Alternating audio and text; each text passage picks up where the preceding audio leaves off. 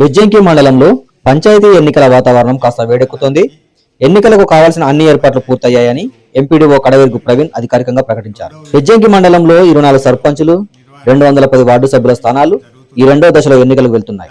మొత్తం 28,817 మంది ఓటర్లు తమ ఓటు హక్కు వినియోగించుకునేందుకు సిద్ధంగా ఉన్నట్టు అధికారులు తెలిపారు. ఎన్నికల కార్యకలాపాలను సాఫీగా నిర్వహించేందుకు మండలాన్ని 6 క్లస్టర్లుగా విభజించారు. ఈ నెల 30 నుంచి వచ్చే నెల 2 వరకు నామినేషన్లు స్వీకరించబడతాయి. నామినేషన్ దాఖలు చేసే అభ్యర్థులు కుల ధృవీకరణ పత్రం, నో డ్యూ సర్టిఫికేట్ అనివార్యంగా సమర్పించాల్సి ఉంటుందని ఎంపీడీఓ స్పష్టం చేశారు. గ్రామ పంచాయతీ ఎన్నికలు సమీపిస్తున్న వేళ పోటీదారుల్లో జోష్ పెరిగింది.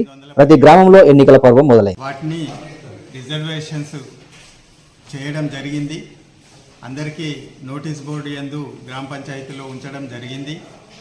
అలాగే ఈ ఎన్నికల నిర్వహణలో భాగంగా మనము నామినేషన్లు 30వ తారీఖు నుండి 2వ తారీఖు వరకు ఎవరైతే పోటీ చేయాలనుకుంటున్నారో వారు ఈ క్లస్టర్ ఏర్పాటు చేయడం జరిగింది.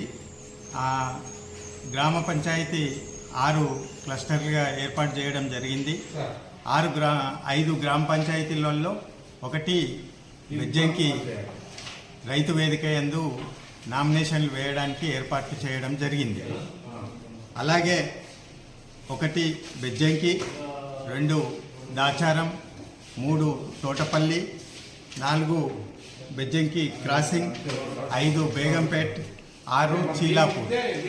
ఇవి క్లస్టర్స్. వాటికి ఒక్కొక్క క్లస్టర్ కింద 4 గ్రామ పంచాయతీలను ఏర్పాటు తీసుకోవడానికి ఆర్ఓ వాళ్ళకు కూడా రిటర్నింగ్ ఆఫీసర్లకు ట్రైనింగ్ ఇవ్వడం జరిగింది. ఎవరైతే పోటీ చేయు అభ్యర్థులు టికెట్స్ రాకుండా వారు అభ్యర్థితో పాటు ఇద్దరిని లోపలికి ఎంట్రీ చేయడం జరుగుతుంది. కాబట్టి ఎక్కువ మంది రావడానికి అవకాశం లేదు. కాబట్టి మీరు రిటర్నింగ్ ఆఫీసర్ ముందుకు వెళ్ళేటప్పుడు 3 వెళ్ళాల్సిందిగా ఉంటుంది.